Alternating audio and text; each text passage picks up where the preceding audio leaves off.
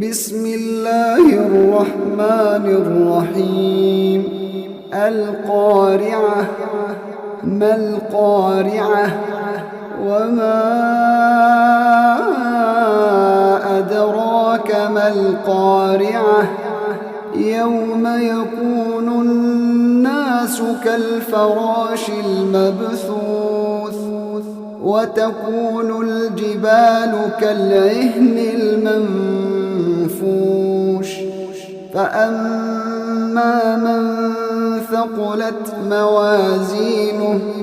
فهو في عيشة راضية